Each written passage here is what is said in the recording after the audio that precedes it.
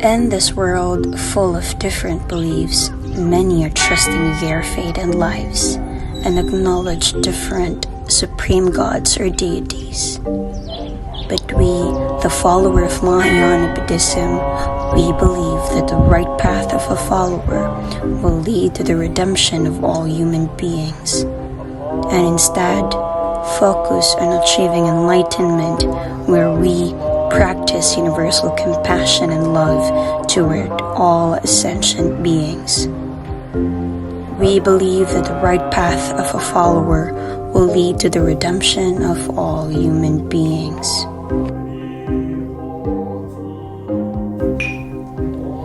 Mahayana Buddhism has 2,184 sacred scriptures, or we called it sutras.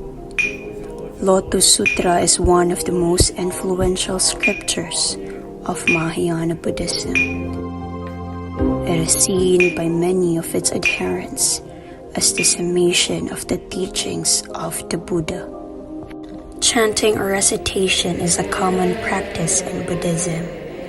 It may occur as part of a broader ritual, for example, chants to prepare the mind for meditation, or as an act of worship in itself, such as showing veneration. Buddhists frequently bow toward altars, pictures of the Buddha or Bodhisattva, monks, a spiritual leader, artifacts, or relics.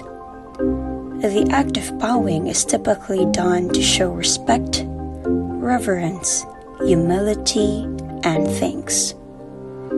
A tangible representation of the Buddha's teaching in Buddhism is bowing. The ego and anything else we are hanging to are falling away.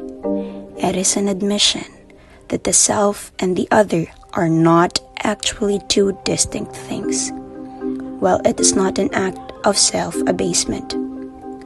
One is not bowing to a god when they approach to a picture of the Buddha or another famous person. The figure can stand for wisdom or enlightenment. It might stand for the Buddha nature, which are our true selves. Hence, when you bow to a statue of the Buddha, you are also kneeling to yourself.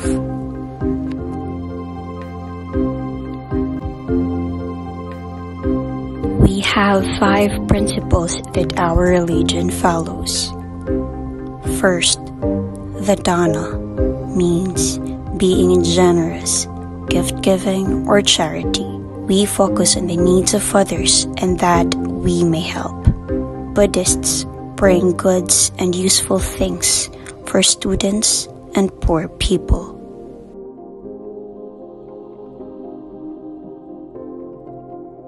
Second, virya, or what we mean is giving energy for something or doing an effort to accomplish something. Instead of continuing the bad habits, we focus on doing something for ourselves to fight our own bad habits. Buddhists engaging in wholesome activities like training and others. Third, sila, or morality, and is a code of conduct that embraces a commitment to harmony and self-restraint, with the principal motivation being non-violence or freedom from causing harm. Fourth, or patience, where we instead show forgiveness than anger. And lastly, the dhyana, or meditation mudra, is commonly used in the Mahayana tradition of Buddhism, a path of compassion for all living beings. With this hand gesture, you place the right hand on top of the left hand, palms face up and thumbs slightly touching. The thumbs touch to symbolize the union of enlightenment, of masculine and feminine in mind, body, and spirit.